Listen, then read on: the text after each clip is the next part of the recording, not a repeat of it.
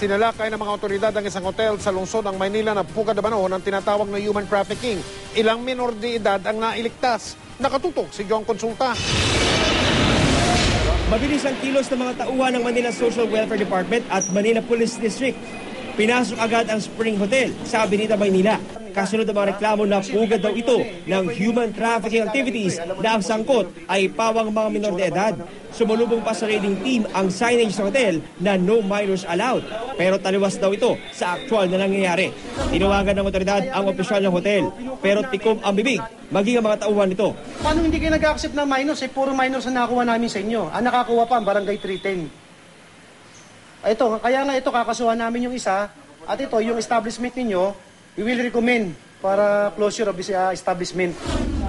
Hinuli ng mga otoridad ang umano'y isang bugaw at umamin daw na sa hotel nga niya dinadala ang mga minor de edad. Na-recover pa sa kanya ang litrato ng mahigit 20 minor de edad na pinapakita raw sa mga parokyano para pagpilian. Sumbong ng ilang biktima. 7 na araw na silang naka-check-in sa hotel.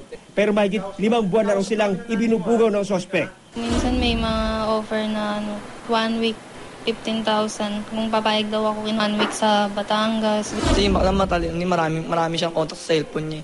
As yung cellphone niya, may picture doon, isang album na puro babae laman. Pinapapili niya yung mga lalaki doon kung sino gusto niya ilabas.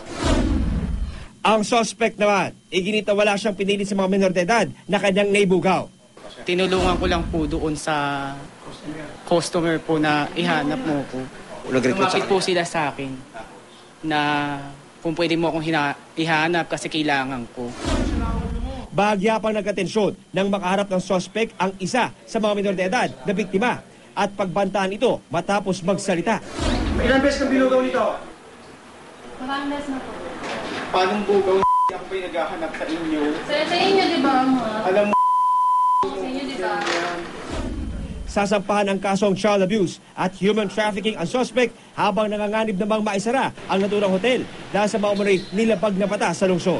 Irerekomenda ko yung hotel kagad, itong Spring Hotel, for closure. So naman sa mga magulang, dapat alam natin kung ano ang ginagawa ng anak natin paglabas ng bahay. Baka mamaya katulad nito, hindi nila alam. Ang alam lang nila, simpleng naglayas lang to. Pero hindi nila alam na pupunta na sa masamang gawain. Kukupkupin muna ng DSWD ang mga biktimang minor de edad. John Consulta, nakatutok, 24 oras.